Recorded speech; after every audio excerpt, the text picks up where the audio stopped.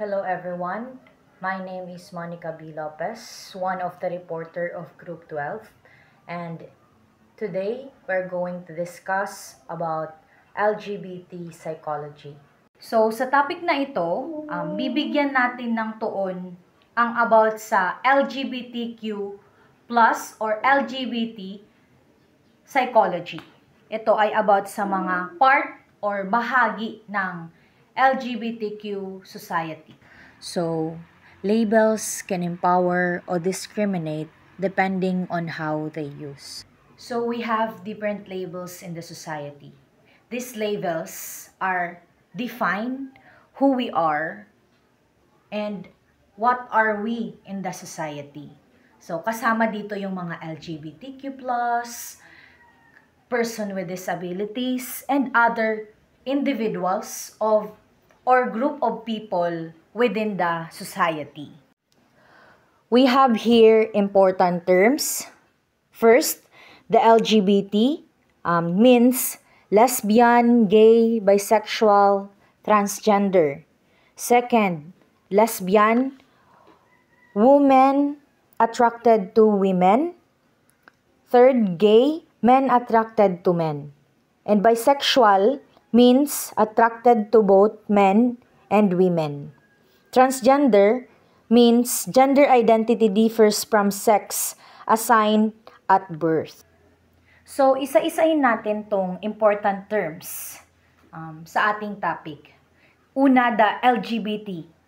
So, hindi naman na tayo bago sa word na LGBT kasi populated na siya ngayon. And madami na nakikita natin na bahagi ng LGBT. Na ngayon nga, may iba-ibang grupo or iba-ibang pangalan.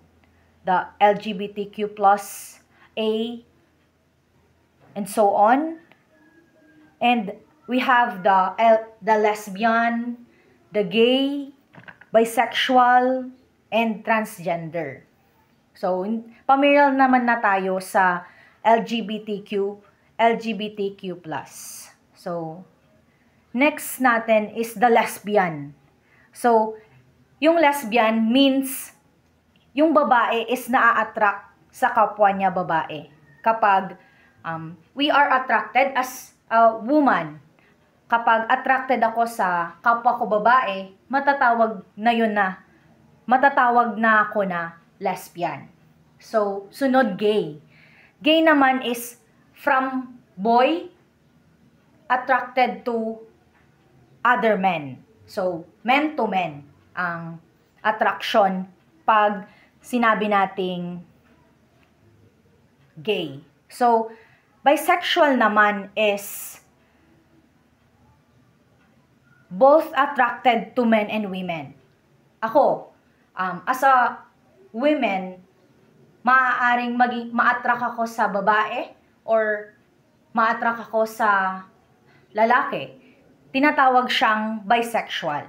So, the last one is the transgender. Dito naman sa transgender, from girl or from female, pinapalitan natin yung gender natin into male, or kaya naman from male, pinapalitan natin yung gender natin as female. Yun po yun. So, we come now to the LGBTQ+ history. Same-sex attraction and gender diversity have existed across culture. In China, Japan, Thailand, Philippines, or Babaylan, ancient Greece, Native Americans, or Two-Spirit. Next, religious influence led to viewing homosexuality as a sin. Third, 19th to 20th century, homosexuality labeled as a mental illness. In 1973, APA declared homosexuality is not a mental disorder. And today, society is becoming more inclusive and accepting.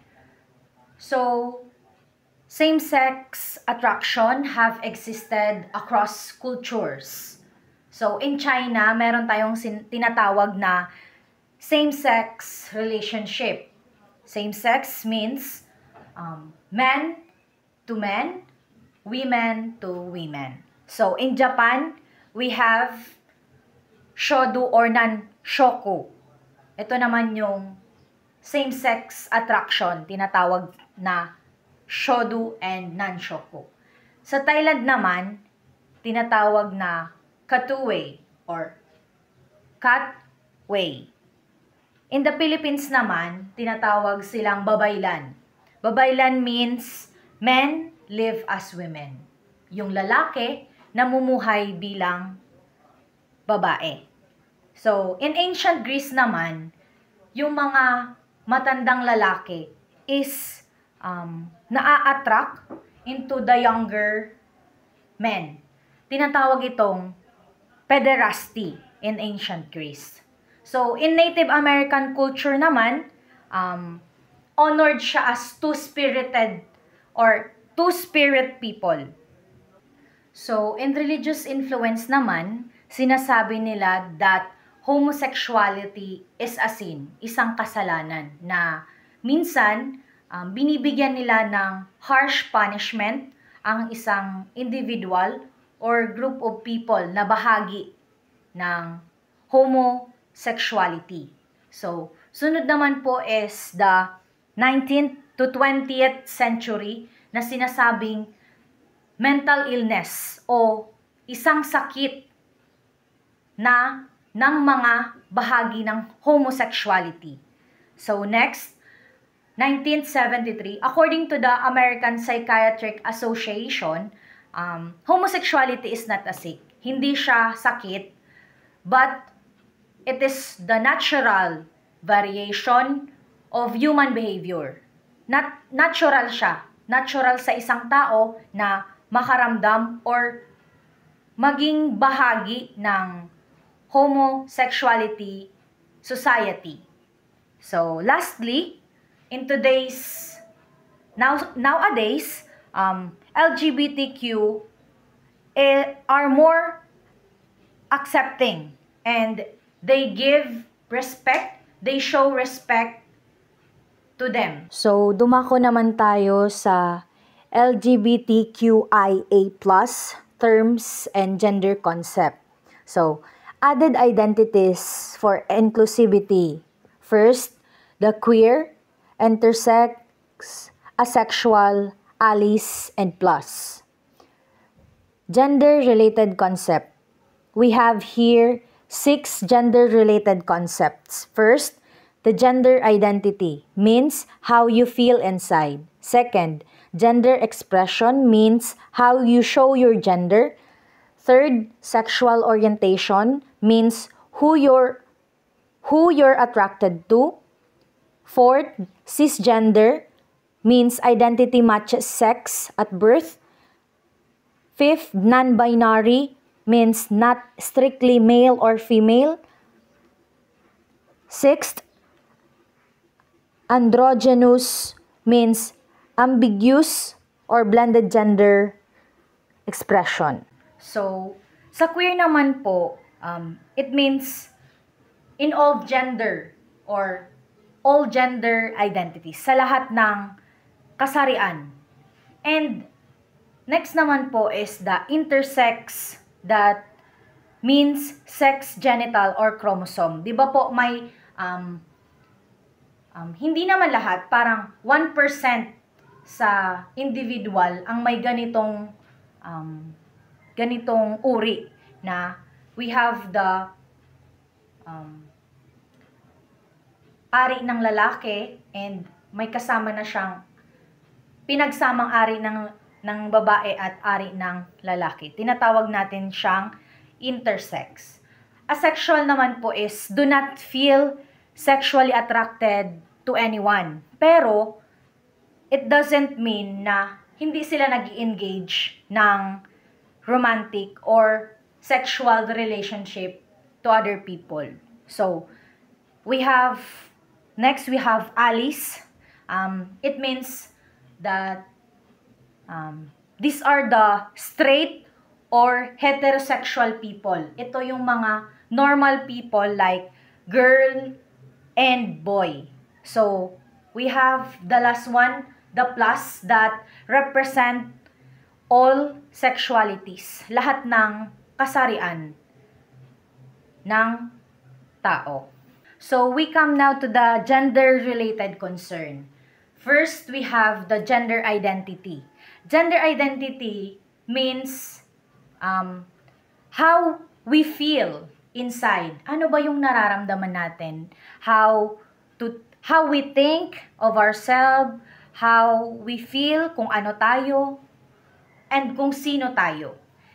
Next naman po is gender expression. How you show your gender. Paano mo pinapakita kung ano ka, kung ano yung gender mo. Yun po yung meaning nun. And next, sexual orientation. Who you're attracted to. Kanino ka naa-attract? Sa kapwa mo ba babae? Kapwa mo ba lalaki? Or both girl or boy? Next naman po is the cisgender. Means, identity matches sex at birth. Ito yung biological sex natin. Na kapag male tayo, we have the penis. And kapag female naman tayo, we have also the vagina na para sa babae and the penis para sa lalaki. So, next po is the non-binary. Means not strictly male or female. So, ito yung mga tinatawag na sila, kanila, sa kanila. Yung wala siyang, hindi siya na nakikilala as male or female. It is group of people na walang pagkakakilanlan. And the last one is the androgynous. That means based on the physical appearance. Kung ano yung pinapakita nila, yun yung pagkakakilala sa kanila. The androgynous. Based on their physical appearance. Hello everyone, I'm Jeline Bianca Salcedo. I am the next reporter to this lesson. So we come now to the gender identities and transition. So today we discuss about transgender identities and transition. So transgender umbrella includes FTM, MTF, crossdressers, drag performers, gender equal. Transgender umbrella ay isang malawak na category. Kasama dito ang iba't ibang gender identities tulad ng FTM, female to male. So, ipinanganak na female pero nakikilala bilang male. MTF, male to female, ipinanganak na male pero nakikilala bilang female. So, crossdressers, nagsusuot ng damit traditionally associated sa opposite gender, pero hindi ibig sabihin transgender sila. So, drag performer, nagpa-perform ng exaggerated gender expression, etc. for art, entertainment, pero hindi lahat ay transgender. So, gender queer, mga taong hindi fit strictly sa male o female identity. So, ayon sa isang orientation tungkol sa transgender identities and transition, mas malawak ang kahulugan ng pagiging transgender kaysa sa karaniwang pagkakaintindi ng marami na pinapakilala ng LGBTQ community na kasama sa transgender umbrella ang FTM, MTF, crossdressers, drag performers, at genderqueer individuals. So, bagamat magkakaiba ang kanilang expression at identity, so lahat sila ay bahagi ng lipunan. Patuloy silang humingi ng pagkakakilala at pantay na karapatan, layunin ng naturang impormasyon na palawakin ang respeto at pag-unawa ng publiko sa iba't ibang paraan ng pag-identify at pag-express ng kasarian.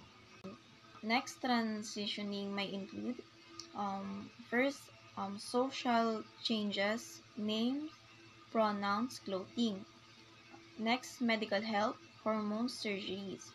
Next, challenges, discrimination, high cost, limited medical access, legal barriers, and the last, respect includes using correct pronoun. Next transitioning may include first, social changes, names, pronouns, clothing. Next, medical health, hormone surgeries.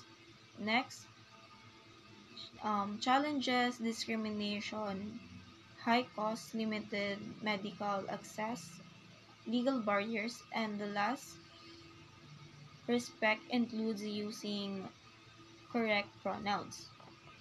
So, ang transitioning ay ang proseso na pinagdadaanan ng isang transgender person para sa mas maging akma ang kanilang gender identity sa kanilang panlabas na buhay. Hindi pare-pareho ang transitioning.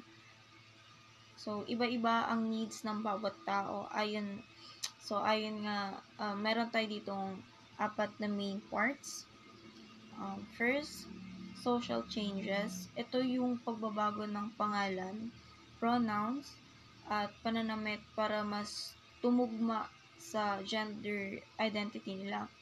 So, example, kung may isang taong assigned as me at birth, pero identifies as female.